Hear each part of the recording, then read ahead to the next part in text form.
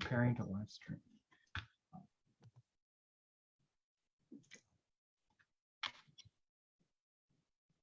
Looks like we made it. Right. Perfect. All right. Well, welcome everyone.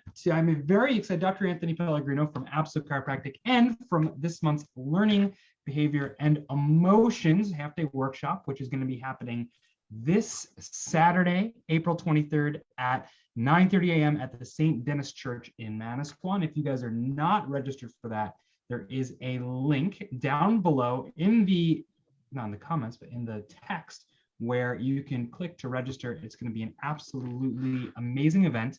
And I'm very excited to be here today with Juliana Laria, right, from Hopewell, from Hopewell Prescription, from Hopewell Pharmacy. And they are one of our amazing sponsors for this event. And I am just so excited that you're here.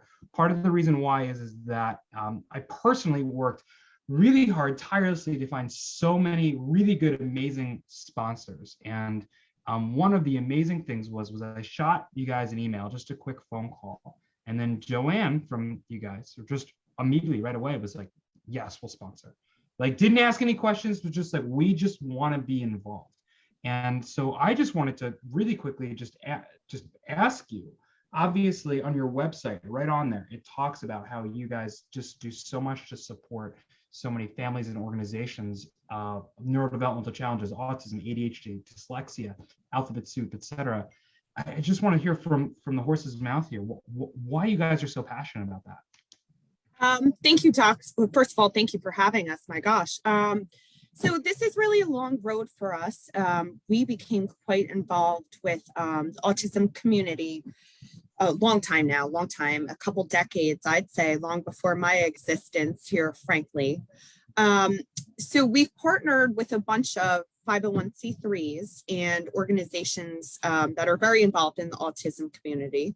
One of them being MAPS, which is the Medical Academy of Pediatric Special Needs. Mm-hmm. So this is a huge deal for us and for all our patients. So basically MAPS is comprised of a board of medical professionals who are experts in the autism field. So this ranges from doctors to people who have had their own personal stories with autism, family members, and basically we're a conglomerate of people who support and educate and just welcome everyone really into our community. So we're very involved with MAPS. As a matter of fact, we have an upcoming conference in the fall. I'd also like to mention the Akil Autism Foundation. Their founder, her name is Manisha Ladd, and she basically gave up her entire life to start a 501c3 for her son, Akil. And since then, we've journeyed with him for quite some time, and he's actually turning 21 this year. And he's, you know, another case in point of doctors telling somebody that, you know, there's really no hope for your child, and this is his baseline, and this is what he will always be. And Manisha, with the help of professionals and us and everybody combined, we're happy to say that Akil is now in college and he's thriving and he's doing quite well. I know I'm getting a little bit off task, but yeah, so we're very happy to be part of all these organizations. Aside from making methylcobalamin B12, because autism is difficult because there's not many medications that are approved by the FDA. So we were fortunate enough to work with our pharmacy, Hopewell Pharmacy and Compounding Center. We worked with the pioneer of autism. His name is Dr. James Newbrander, and he's world renowned for being an expert on autism, and he, by the grace of God, chose our pharmacy to formulate a medication. So we're quite happy about that. And yeah, so that's a little bit about us. That's awesome. I didn't know you guys are partnering with Dr. Newbrander. I'm familiar with a lot of the work, and a lot of everything you do with MAPS is huge too. I love MAPS because a lot of times when it comes to autism specifically, and a lot of these neurodevelopmental challenges, sometimes the medical approach gets a bad rap because It can be just treatment and chasing symptoms, kind of like chasing your tail. And it sounds to me like between your work with Dr. Newbrander as well as just being so involved with MAPS, you guys, even as a pharmacy, are trying to say, hey, listen, those options are there, but let's look at the whole child and let's really take a whole body approach and saying, what can we do to actually improve their function, right? And not just like trace those individual symptoms. Oh, sure. Not to get hung up on the whole functional medicine component of life, but we can get hung up on it. That's fine. That's a great component to hug if we were going to get hung up. I mean, we could go real deep here, but as you know, but we just encompass functional medicine here. We've never been of the idea of, and when I tell people I work in this industry, sometimes they get the wrong impression of me, and I'm very clear about what I do, because we're not one to say, yeah, throw this person on this medication. And we're not of the idea that medication should ever be one size fits all, because we're unique people and we have unique needs. So that's why I'm happy to work for a compounding pharmacy, to find alternate formulations for people, and, not just stereotyping and saying, this person has this symptom, let's put them on this. Like you said, it is really about digging deeper, much deeper. It's like cracking a case.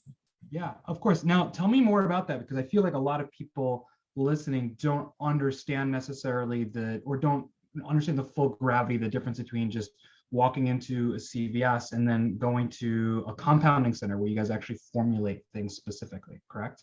Oh, sure. So still to this day, first of all, my title is Director of Sales. However, I will say I've been with Hopewell for under 5 years now, and I actually started out in our sterile laboratory. So I was making IVs, I was making methylcobalamin, B12, all these things that I now teach doctors about today. So for that, I feel lucky because I can explain the mechanism of action behind the drugs and know how they work and how to make them, et cetera. Yeah. So a compounding pharmacy, when people, hear that I'm director, they think I'm selling like like a drug rep would learn one medication and memorize it and study it till the day is long and tell you their indications. That's not what I do. So we make specialty medications here. We have 3 laboratories. So when you walk in, it's quite deceiving. You think that we're a retail pharmacy, an old school in an old building. That's not quite what happens here. So our technicians are, for lack of a better word, chemists, if you will. So we're reworking medications to have the same mechanism of action, but we're removing fillers, we're adding some things depending on person's needs. So we're actually remaking things from scratch here, raw materials. Wow, that's amazing. I think I just watched, we talked about how we're going to get on tangents just because you and I are you and I. I just a couple months ago finished the Hulu series Dopesick. Have you seen it? And Sorry? Dopesick, have you seen it? Oh, no, I have not. Oh, okay. It's hard. And it's basically about this whole, the opiate epidemic, basically, and how it started and how it continued. And just listening to you speak about the care and attention that you guys put, it sounds like for every, almost like, pharmacy might not talk about having a patients, they talk about having clients, but for me, it almost sounds like they're like you, kind of your patients, right? The care and attention that you guys put into each person who comes through. And it's to think that if there was just more organizations like you, right, how much of this whole issue, this pandemic we have, right, could have been potentially avoided or at least been more responsibly handled, right? Yeah, so when I think of my life and I think about, my job, it's never been about selling for me. And it frankly was never even about making the drugs. I just had to start somewhere within the pharmacy. I've learned that the most fulfilling thing about my position is the relationship I have made with these patients. Yeah. And go ahead. Oh, no, I was agreeing. Oh, yeah. Yeah. I was quite sad in the laboratory. As much as I took pride in what I did, some people are cut out to, be a chemist and work in a laboratory. And I've said at MAPS conferences, I liked it so well, but what I learned to like better were the patients and the stories, because everybody, I've learned this, everybody in the autism community, and even with medicine, typically what connects us all, one common denominator, is a life event that we all have similar. Be it we have a family member that suffered from this or that, and myself as well. That's what all was the driving force behind us getting together. So when you have that driving force, I think it makes what you do that more hard hitting, and you will succeed because of that. So, yeah. Gosh, well, you guys, I mean, I'm just so glad that we connected. Tell me more about, and you've mentioned it a couple times, because the base amount familiar, and many people listening may be really familiar, many may not be at all. You've mentioned the methyl B12, and there's something in the middle that I'm missing, right? Methylcobalamin, B12, yes, sir. It was the tip of my tongue, right? Tip of my tongue. And that's what you make with Dr. Newbrander, correct? Yes, so I will say, so a lot of compounding pharmacies do make methylcobalamin B12. We are not inclusive. It's not only us. It's not exclusive. However, if you're listening, I'm saying they're the best, right? So not only them, but they're the best. So for whatever reason, I'm not a doctor, but Dr. James Newbrander, he worked tirelessly with our owner now, Joanne, developing a formula that would be so high concentrated that would work very well for children who had autism. So the product of this was our methylcobalamin 25 milligrams per milliliter. So there's two different ways that that we sell this, and it's administered. It's either within pre-filled syringes or vials. So we have two different options for the patients. Either they can drop the syringes on their own, which can seem daunting the first time you ever do it. I mean, the first time I was in the lab and did it myself, I was so scared, but then it's second nature one day later. The second you get the hang of it. Or we have vials, which vials you drop yourself, or pre-filled rather. In addition, we also make methylcobalamin nasal spray. We have a bunch of different routes for it, but our methylcobalamin B12 solution is really what has touched so many people. So, I mean, I don't really know what else to say involving that, but it's been quite popular. If this is the first time that somebody listening has ever heard of that compound and they're kind of interested in it, what's the use, or why should that be something that a listener should know more about? So this is funny. Now I'm really going off on a tangent. So last year, our pharmacy, as well as every other compounding pharmacy in the United States, had to band together to go against the FDA, basically. The FDA wanted to take methylcobalamin away from us. The reason they wanted us to stop compounding it was because they deemed it a vitamin and not a medication, because this is B12.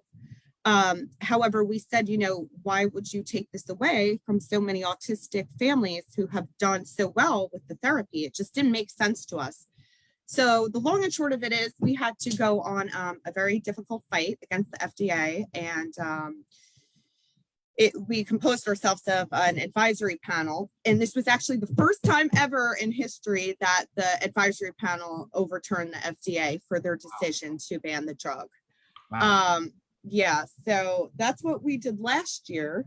And so basically, Dr. Newbrander had to present to the board a 263-page study of every single basically conversation that the children were having with their parents before and after methylcobalamin.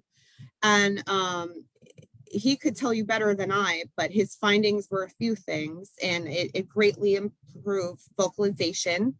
It made the children more expressive of their feelings, with a whole bunch of other things as well. But he annotated every single patient over like 5 years, 10 years, I can't quite remember, but he presented this to the FDA, and he was the reason that they changed their mind, basically.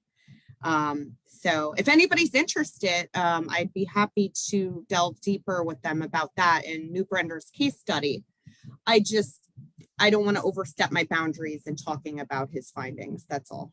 Yeah, well, that was a really great synopsis. That's really good. And to think that it's just like And these are the things that I love is that, I mean, it's a compound specially formulated, but I mean, we said it, like it's B12, right? I mean, doesn't mean we shouldn't have access to it, right? But it's B12. And to think that there's sometimes the solution that changes the development of children, right? Of adults, of children, can be so impacted by something so complex yet so simple, right? Yeah, And, yeah. and I think that's the beauty in all of this work. And it's funny too, Doc, because these are things that go on behind the scenes. So like patients on a patient level, like they didn't know. I mean, I was asking people, blasting out thousands of emails, like asking them to please share their personal stories on the FDA's docket. I mean, this became a big deal, like through the help of the patients, their voice in conjunction with the medical experts literally changed the course of history. Right. And to think that if people didn't speak about it, I mean, it could have been gone like that. So this is just a friendly reminder that you guys have to use your voices all the time, That's such a good friendly reminder. And I think that parents are always their child's biggest advocate, right? And I talk about this all the time, even for this event. Looking up, we have so many families registered. We're so excited to meet you guys this weekend. And the majority of registrations that we receive for events like this, workshops like this on these topics, I'm always really vocal about it. They're between the hours of like midnight and 3 a.m. And what I know and what's humbling about that is that means that's mom, that's dad, can't sleep in the middle of the night, just had this thought, scrolling through, Googling, looking for answers, right? Searching for answers, never quitting for their kid, for their family, and just knowing the potential that's in there. And again, if you're listening, if that's you, thank you for what you do. It will continue to pay off. And just, man, your kids are just blessed to have a parent like you who's never going to stop looking for them. And it's the exact same thing with those stories, right? Like never stop using your voice, never stop searching, never stop shouting up from the rooftops, because it can literally not only change the trajectory of your family's health, but of history as well. Yeah. Pretty cool, right? Well, thank you so much for joining me today. I learned so much from chatting with you. And thank you for those of you guys who don't know, any technical difficulties that happened on this was on my end. Julian, amazing, flexible, bearing. It could have very well been mine as well. I am not the IT guru. The important thing is that it wasn't, right? So thank you guys so much. Again, April 23rd, this Saturday, 9:30 a.m., St. Denis Church in Manasquan. We cannot wait to see you guys there. We're gonna have amazing speakers, resources, information, and man, we're just blessed to be able to share this message with the community. So thank you guys so much. Thank you so much, Doc. See you guys then. Be there.